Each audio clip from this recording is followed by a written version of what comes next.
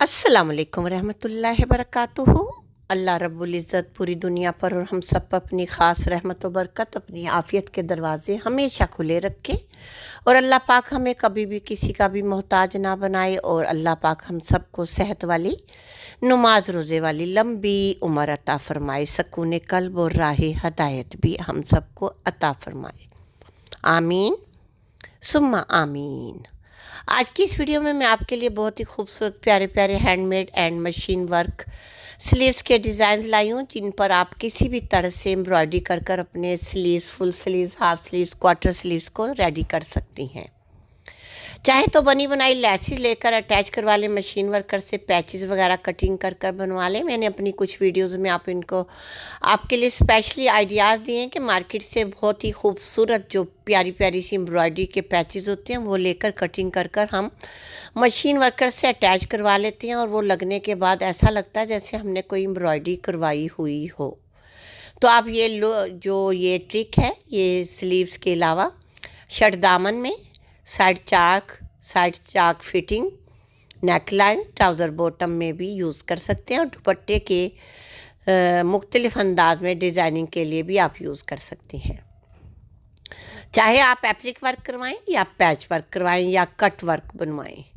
हर तरह से स्लीव्स की डिज़ाइनिंग, शर्ट दामन की डिज़ाइनिंग, ट्राउज़र बॉटम की डिज़ाइनिंग, दुपट्टे के पल्लू की डिज़ाइनिंग बेहद हसीन और ख़ूबसूरत लगती है। इस तरह से एम्ब्रॉयडरी कर कर कट वर्क भी कर देते हैं,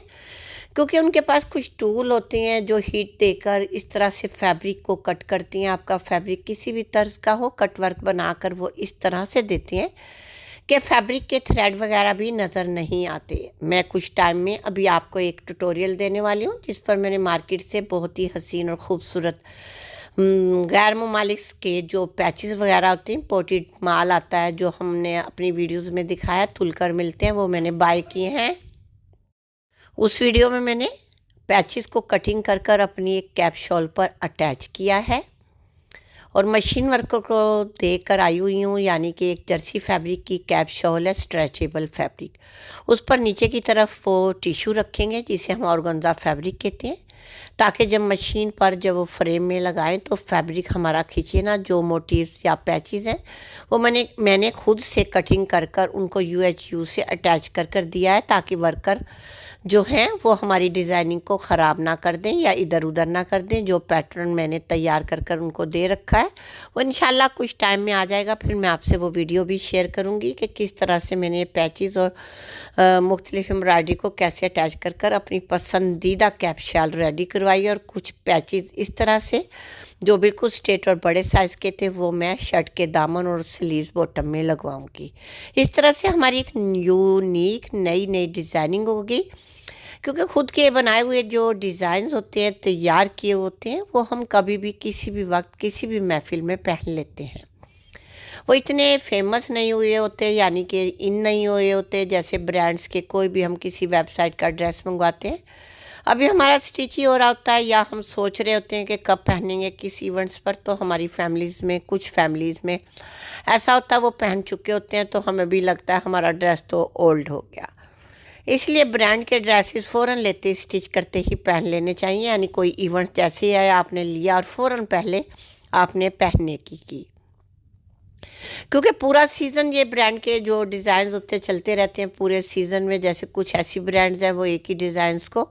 या एक ही प्रिंट को या एक ही एम्ब्रॉयडरी को बार बार देते रहते हैं, और जो पहली बार देखते हैं उनके लिए वो न्यू होती है तो वो भी ऑर्डर दे देते हैं। ऑर्डर देने के बाद जब वो रेडी करवाते हैं तब उन्हें पता चलता है ये हमारे साथ क्या हुआ,